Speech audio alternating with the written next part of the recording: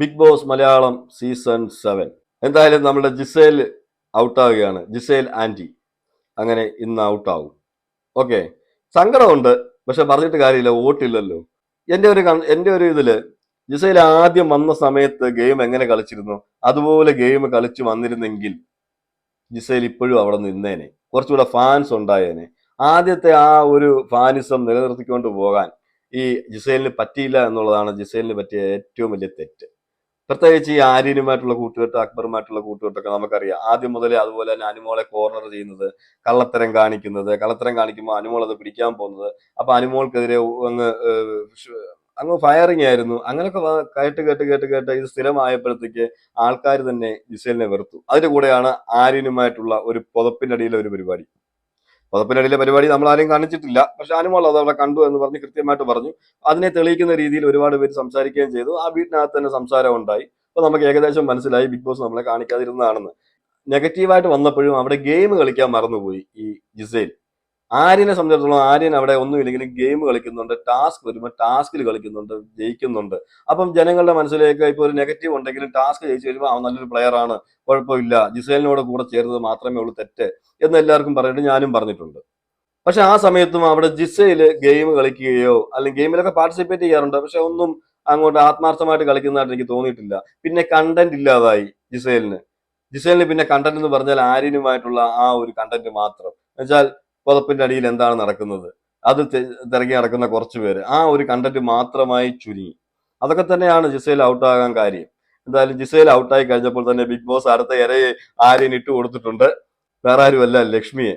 Big boss പക്ഷെ അത് ചുമ്മാ ഇട്ട് കൊടുക്കുമെന്ന് എനിക്ക് തോന്നുന്നില്ല. കാരണം എന്താണെന്ന് വെച്ചാൽ നിങ്ങൾ ശ്രദ്ധിച്ചിട്ടുണ്ടോ, ബിഗ് ബോസ് ഹൗസിനകത്ത് ലക്ഷ്മി കയറിയതിൽ പിന്നെ ഏറ്റവും കൂടുതൽ അടുത്തിരുന്ന് സംസാരിച്ചിരിക്കുന്ന ആണുങ്ങൾ ആരെങ്കിലും ഉണ്ടെങ്കിൽ അത് കൂടുതലും ഒരുപാട് പേര് ഇപ്പം അക്ബറിന്റെ അവിടെ പോയിട്ട് സംസാരിക്കുന്നുണ്ട്, എല്ലാം ഉണ്ട്. പക്ഷെ അത്രയും അടുത്തിരുന്ന് സംസാരിച്ചിരിക്കുന്നത് ഈ ആര്യന്റെ അടുത്താണ്. പല സമയത്തും ആര്യനെ സപ്പോർട്ട് ചെയ്ത് സംസാരിച്ചിട്ടുമുണ്ട്. പല വിഷയങ്ങളിലും ആര്യനെ തെറ്റ് ചെയ്താലും ആര്യനെ സപ്പോർട്ട് ചെയ്ത് അവിടെ സംസാരിച്ചിട്ടുണ്ട്. നമ്മൾ കണ്ടിട്ടുള്ളതുകൊണ്ടാണ് ഞാൻ ഈ പറയുന്നത്. അതിനുശേഷം നമ്മളെ ഒരുപാട് ബിഗ് ബോസ് കാണിക്കുന്നൊന്നും ഇല്ലായിരുന്നു. കൂടുതലും ജിസയിലുമായിട്ടൊക്കെ ഉള്ള ഈ വിഷയം നടക്കുമ്പോഴും ഈ ആര്യൻ ഈ പറയുന്ന ലക്ഷ്മിയുമായിട്ട് സംസാരിക്കുന്നുണ്ടായിരുന്നു, അല്ലെങ്കിൽ ലക്ഷ്മി അടുത്ത് എന്തെങ്കിലും സംസാരിക്കുന്നുണ്ട് എന്നൊക്കെ പറഞ്ഞിട്ട് ഏതോ ഒരു രീതിയിലാണ് ബിഗ് ബോസ് അവിടെ പറയുന്നത്. പറയാതെ എന്തൊക്കെയോ പറഞ്ഞു വെക്കുന്നു, നമ്മളെ കാണിച്ചിട്ടില്ല. പക്ഷെ ഇനി മുതൽ ബിഗ് ബോസ് കാണിച്ചു തുടങ്ങും. ബിഗ് ബോസിന്റെ കളി എനിക്ക് അങ്ങനെയാണ് മനസ്സിലാകുന്നത്. കാരണം ഞാൻ നേരത്തെ പറഞ്ഞ ഇൻസിഡന്റ് നിങ്ങൾ ശ്രദ്ധിച്ചാൽ മതി. ഏറ്റവും കൂടുതൽ അവിടെ ആര്യനെ സപ്പോർട്ട് ചെയ്തിരിക്കുന്നത് ലക്ഷ്മിയാണ്. വന്നതിൽ ശേഷം ഈ വൈൽഡ് കാർഡ് വന്നതിൽ ഏറ്റവും കൂടുതൽ ആര്യനെ സപ്പോർട്ട് ചെയ്തിരിക്കുന്നത് ലക്ഷ്മിയാണ്. നിങ്ങൾക്ക് ഇനി അത് ബാക്കിലോട്ട് ചിന്തിച്ചാൽ ലൈവ് കണ്ടവർക്ക് ഏറ്റവും കൂടുതൽ മനസ്സിലാവും. കാരണം നിങ്ങൾ പുറകോട്ട് ചിന്തിച്ച് നോക്കിയാൽ നിങ്ങൾക്ക് മനസ്സിലാവും. ആര്യനെ ഒരു കാര്യത്തിലും കുറ്റപ്പെടുത്തുന്നതായിട്ടോ ഒന്നും തോന്നിയിട്ടില്ല. ആര്യനുമായിട്ട് നല്ല ഫ്രീ ആയിട്ട് സംസാരിക്കുന്നത് ഞാൻ ശ്രദ്ധിച്ചിട്ടുണ്ട്. അത് ഫ്രണ്ട്ഷിപ്പ് ആയിരിക്കാം, ഒരിക്കലും അതിനെ മറ്റൊരു രീതിയിലേക്ക് നമ്മൾ കൊണ്ടുപോകുന്നില്ല ഇതുവരെയും. പക്ഷേ ബിഗ് ബോസ് എന്തൊക്കെയോ കാണിക്കാൻ നമ്മളെ ശ്രമിക്കുന്നുണ്ട്. പക്ഷെ നമുക്ക് എന്തൊക്കെയോ കാണിച്ചു തരാൻ ശ്രമിക്കുന്നുണ്ട്. അത് ഉടനെ തന്നെ അടുത്ത ആഴ്ച മുതൽ നമുക്ക് കാണാൻ കഴിയുമെന്നാണ് എനിക്ക് തോന്നുന്നത്. ഇന്ന് ലാലേട്ടൻ വന്ന അവിടെ ജിസേലിനോട് ചോദിച്ച ചോദ്യം മുതൽ എന്താന്ന് വെച്ചാൽ, പൊസസീവ്നെസ് ഉണ്ടോ, ലക്ഷ്മിയുമായിട്ട് ആര്യൻ സംസാരിക്കുന്നു, അതൊന്നും ഇഷ്ടപ്പെടുന്നില്ല അല്ലേ എന്നുള്ള രീതിയിലാണ് അവിടെ ലാലേട്ടൻ ചോദിക്കുന്നത്. അപ്പോൾ തന്നെ അവിടെ ജിസേല് പറയുന്നുണ്ട്, ഇവൻ എൻ്റെ അടുത്ത് സംസാരിക്കുമ്പോൾ, ഞാൻ എന്നോട് സംസാരിക്കുമ്പോൾ ഇവൻ്റെ അടുത്ത് നീ പോയി കിടക്ക, നീ അങ്ങോട്ട് പോ, എനിക്ക് കുറച്ച് സമാധാനം താ എന്നൊക്കെ പറയാറുണ്ട്. എന്താ കാര്യം എന്ന് വെച്ച് കഴിഞ്ഞാൽ, ലക്ഷ്മി അവിടെ കയറി വരുന്നത് വരെ അങ്ങനെ ഒരു ടോക്കോ അങ്ങനെ ഒരു സംസാരമോ ആര്യൻ ജിസേലിനോട് പറഞ്ഞിട്ടില്ല. അതാണ് അവിടെ ജിസേൽ എടുത്തെടുത്ത് പറയുന്നത്. എന്നുവെച്ചാൽ ലക്ഷ്മി വന്ന് കുറച്ച് ലക്ഷ്മിയുമായിട്ട് സംസാരിക്കാൻ തുടങ്ങിയതിൽ പിന്നെയാണ് ഇവനിൽ ഈ മാറ്റങ്ങളൊക്കെ കണ്ടു തുടങ്ങിയത്. ഞാൻ അടുത്ത് പോയാലേ എന്നെ ഓടിച്ചു വിടും, എനിക്ക് തലവേദനയാണ്, ഈ കൂള് കിടന്ന് അലക്കല്ലേ എന്നൊക്കെ പറഞ്ഞിട്ട് മാറിപ്പോകാറുണ്ടെന്ന് പറയുന്നു. അതിനുശേഷം വീട്ടുകാർ വന്നതിന് ശേഷം കുറച്ച് ഹിന്റ് ഈ പറഞ്ഞ ആര്യനെ കുറച്ച് കൂടുതൽ കൊടുത്തിട്ടുണ്ട്. അപ്പൊ ആര്യന് അതും കൂടെ ആയപ്പോഴത്തേക്ക് ആര്യൻ ഒട്ടും അടുപ്പിക്കാതാകുകയും ഈ പറയുന്ന ലക്ഷ്മിയുമായിട്ട് ഒരുപാട് സംസാരിക്കാനും തുടങ്ങി. എന്നുവെച്ചാൽ ഇതൊക്കെ നമ്മളെ തുച്ഛമായിട്ട് മാത്രമേ ബിഗ് ബോസ് കാണിച്ചിട്ടുള്ളൂ. പക്ഷെ ഇനിയുള്ള എപ്പിസോഡുകളിലും ഇനിയുള്ള ലൈവുകളിലും നമുക്ക് പ്രത്യേകം ഇതിന്റെ എന്തോ ഒരു കൺക്ലൂഷൻ അവിടെ തീർക്കാനുണ്ട് ബിഗ് ബോസിന്. ബിഗ് ബോസ് അത് തീർച്ചയായിട്ടും നമ്മളെ കാണിക്കുന്ന കാര്യത്തിൽ സംശയം വേണ്ട. അവിടെ എന്തൊക്കെയോ ബിഗ് ബോസ് പ്ലാൻ ചെയ്യുന്നുണ്ട്. അതെന്തായാലും ലക്ഷ്മിയുടെ നല്ലതിനല്ല എന്ന് മാത്രമേ എനിക്കറിയൂ. ആര്യന്റെ നല്ലതിനാവത്തില്ല എന്നാണ് എനിക്ക് തോന്നുന്നത്. ഒന്നുകിൽ എന്തോ എക്സ്പോസ് ചെയ്യാൻ ബിഗ് ബോസ് ശ്രമിക്കുന്നു, അല്ലെങ്കിൽ ബിഗ് ബോസ് തന്നെ അവിടെ ഒരു കണ്ടന്റ് ഉണ്ടാക്കാൻ ശ്രമിക്കുന്നു.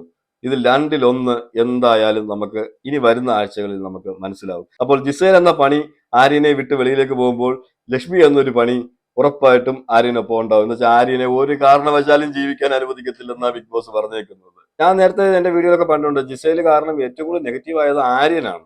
ജിസേൽ ഇതൊന്നും വിഷയമല്ല, നോർത്ത് ഇന്ത്യയിലൊക്കെ വളർന്നതാണ്. അത് എങ്ങനെയെങ്കിലുമൊക്കെ അത് നോർത്ത് ഇന്ത്യയും കേരളത്തിലൊന്നും അധികം നിൽക്കുന്നില്ല, അല്ല നോർത്ത് ഇന്ത്യ സ്റ്റൈലാണ്. നോർത്ത് ഇന്ത്യയിൽ ഇതൊന്നും ഒരു വിഷയമുള്ള കാര്യമേ അല്ല, അങ്ങനെ മൈൻഡേ ആക്കത്തില്ല, അത് ചർച്ചയ്ക്കേ വരുന്നില്ല. ഓക്കെ, പക്ഷെ ആര്യന് അങ്ങനെയല്ല. ആര്യൻ ഒരുപാട് ഭാവി മുന്നിലേക്ക് കാണുന്ന ആളാണ്. അഭിനയം, അതുപോലെ തന്നെ മോഡലിങ്, ഇങ്ങനെയുള്ള സംഭവങ്ങളൊക്കെ മുന്നിൽ കണ്ടു നിൽക്കുന്ന ആളാണ്. ഈ ബിഗ് ബോസിന് ഒരു പ്രത്യേകതയുണ്ട്. ഈ ബിഗ് ബോസിനകത്ത് ഇവർ ഈ പെർഫോം ചെയ്യുന്നത് വെച്ചിട്ടാണ് വെളിയിലുള്ള ഇപ്പം ഈ ഫാഷൻ ഷോയിലൊക്കെ പങ്കെടുക്കുന്നവരാണേലും ഇങ്ങനെ വെച്ചൊരു ആഡ് ചെയ്യണം അല്ലെങ്കിൽ ഒരു സിനിമ ചെയ്യണം എന്ന് വിചാരിക്കുന്നവർ ചിലപ്പോൾ ചെയ്യത്തില്ല.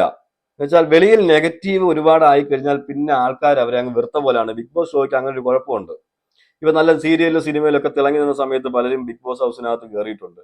അവരൊക്കെ നെഗറ്റീവായിട്ട് വെളിയിലോട്ട് പോയിട്ടുണ്ട്. അതിനുശേഷം നിങ്ങൾ ആരെങ്കിലും അവരുടെ ഒരു സിനിമയോ വല്ലതും കണ്ടിട്ടുണ്ടോ, ഒരു സീരിയൽ കണ്ടിട്ടുണ്ടോ, അല്ലെങ്കിൽ അവർ സീരിയലിൽ വന്നാൽ ജനങ്ങൾ ഇഷ്ടപ്പെടുന്നത് നിങ്ങൾ കണ്ടിട്ടുണ്ടോ? അവർ ഈ സോഷ്യൽ മീഡിയയിൽ എന്തെങ്കിലും റെലവെന്റ് കാര്യത്തെക്കുറിച്ച് സംസാരിച്ച് ഒരു ലൈവ് ഇട്ട് കഴിഞ്ഞാൽ അതിന് താഴെ പിന്നെ ബിഗ് ബോസിൽ വന്ന് നീ പോയി അത് കാണിച്ചതല്ലേടി, നീ പോയി ഇത് കാണിച്ചതല്ലേടാ എന്നൊക്കെ പറഞ്ഞിട്ട് കമന്റ് ഇടുന്നവരെയാണ് നമ്മൾ ഏറ്റവും കൂടുതൽ കണ്ടേക്കുന്നത്. എന്താന്ന് വെച്ചാൽ ഈ ബിഗ് ബോസ് എന്ന് പറഞ്ഞ ഷോ അതുപോലെ ഒരാളെ നെഗറ്റീവ് ആക്കും. ഇപ്പൊ ഞാൻ പറഞ്ഞു വന്നത്, ഇപ്പം ആര്യന് എന്തായാലും സ്വസ്ഥതയില്ല. ഇനിയിപ്പം ലക്ഷ്മിയുടെ തായതുകൊണ്ട് ഞാൻ എന്റെ ഒരു തോന്നൽ ഒരിക്കലും ലക്ഷ്മി ആ രീതിയിലേക്ക് പോകുമെന്ന് എനിക്ക് തോന്നുന്നില്ല. അങ്ങനെ ഒരു കണ്ടന്റ് പിടിക്കാൻ ശ്രമിക്കുമെന്നും എനിക്ക് തോന്നുന്നില്ല. എന്ന് വെച്ചാൽ എന്നെ ഇപ്പൊ അവിടെ നിർത്തണം, അല്ല ഞാൻ ഇവിടെ നിന്നേ പറ്റൂ, എനിക്ക് കപ്പടിച്ചേ പറ്റൂ എന്നുള്ളൊരു ഇതിലൊന്നും അല്ല ലക്ഷ്മി അവിടെ നിൽക്കുന്നത്. നിൽക്കുന്നിടത്തോളം നിന്ന് പോവുക, അത്യാവശ്യം എനിക്ക് പറയാനുള്ളതൊക്കെ പറയുക. കൂടുതലും ആൺവിരോധിയാണ്. അത് ആൺവിരോധം എന്ന് പറയുന്നത് ഈ അക്ബർ, ഈ അനീഷ്, അതുപോലെ തന്നെ ഷാനവാസ്, ഇവരോടൊക്കെ ഉള്ളൂ. ഈ പറഞ്ഞ ആര്യനെ അത്രയും ഒരു ഇതായിട്ട് കണ്ടില്ല. അവനൊരു വേറെ ഒരു ചോക്ലേറ്റ് ബോയ് ആയിട്ടേ കണ്ടുള്ളൂ എന്നാണ് എനിക്ക് തോന്നുന്നത്. പക്ഷെ അവരോടൊക്കെ ഒരു ആൺവിരോധം ശരിക്കും ഈ ലക്ഷ്മിക്ക് ഉണ്ടെന്നുള്ള കാര്യത്തിൽ 100% ഉറപ്പാണ്. അത് നമുക്ക് പല സ്റ്റേറ്റ്മെന്റുകളിലും നമുക്കത് മനസ്സിലാകുന്നുണ്ട്. അതുപോലെ തന്നെ ആ ഒരു ആൺവിരോധം വെച്ച് പിടിക്കുന്ന മറ്റൊരാളുണ്ട്, ബിന്നി.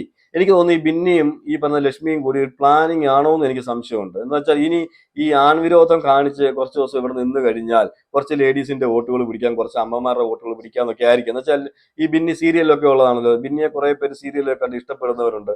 അപ്പൊ അവര് ബിന്നി, അയ്യോ ബിന്നി മോള് ഞങ്ങൾക്ക് വേണ്ടി, ഏറ്റവും കൂടുതൽ വീട്ടിലിരുന്ന് TV കാണുന്നത് ആരാണ്?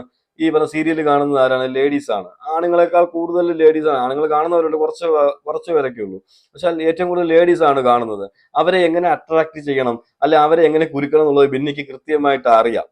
ഓക്കെ, അപ്പൊ അതുകൊണ്ട് ഇനി ബിന്നിയും ലക്ഷ്മിയും കളിക്കാൻ പോകുന്നത് അങ്ങനെ ഒരു ഇതായിരിക്കാം എനിക്ക് തോന്നുന്നു. എന്ത് പറഞ്ഞാലും ഞങ്ങൾ പെണ്ണുങ്ങളായിട്ടാണോ നിങ്ങൾ ഇങ്ങനെ ചെയ്യുന്നത്? ഞങ്ങൾ പെണ്ണായതുകൊണ്ടല്ലേ നിങ്ങൾ ഇങ്ങനെ പറയുന്നത്? എന്തോ പെണ്ണുങ്ങൾക്ക് സംസാരിച്ചാൽ എന്താണ് കുഴപ്പം? പെണ്ണുങ്ങൾക്ക് എല്ലാവർക്കും ഒരേ റൈറ്റ്സ് ആണ് എന്നൊക്കെ പറഞ്ഞ് ഇനിയുള്ള ആഴ്ചകളിൽ ഇങ്ങനെയൊക്കെയുള്ള സംസാരങ്ങൾ കൂടുതലായിരിക്കും. നിങ്ങൾ ശ്രദ്ധിച്ചു നോക്കിക്കോ.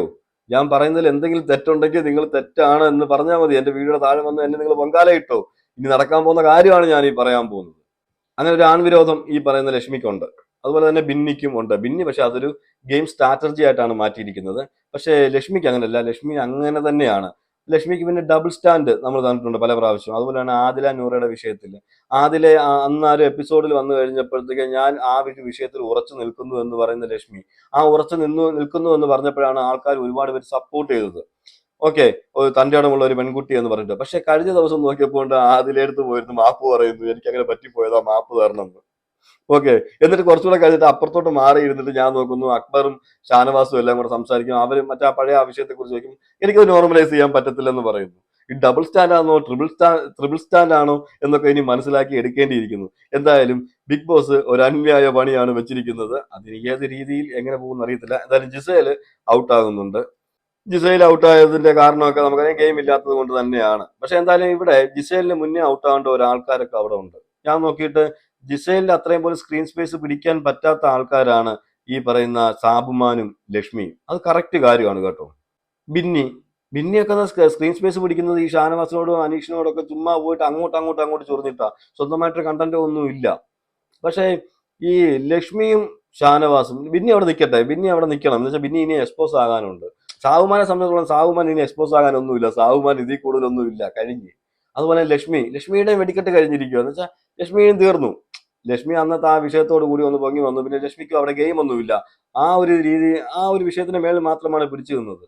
അപ്പൊ ഇനി ഇവർക്ക് രണ്ടുപേർക്കും എനിക്കൊരു ഗെയിം ഉണ്ടായിട്ട് തോന്നുന്നില്ല.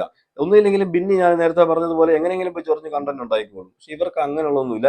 ഈ ലക്ഷ്മിയെ സംബന്ധിച്ചിടത്തോളം ലക്ഷ്മി ആരെങ്കിലും പിടിക്കുന്ന ഒരു കണ്ടന്റ്, ആ കണ്ടന്റിന്റെ വാലും ആ കണ്ടന്റിന്റെ വാലിൽ പിടിച്ച് മുന്നോട്ട് പോകാന്നുള്ളത്. അത് ശരിയോ തെറ്റോ കണ്ടോ കണ്ടില്ലയോ എന്നുള്ളതൊന്നും വിഷയമല്ല എന്നാണ് എനിക്ക് തോന്നിയിരിക്കുന്നത് കേട്ടോ.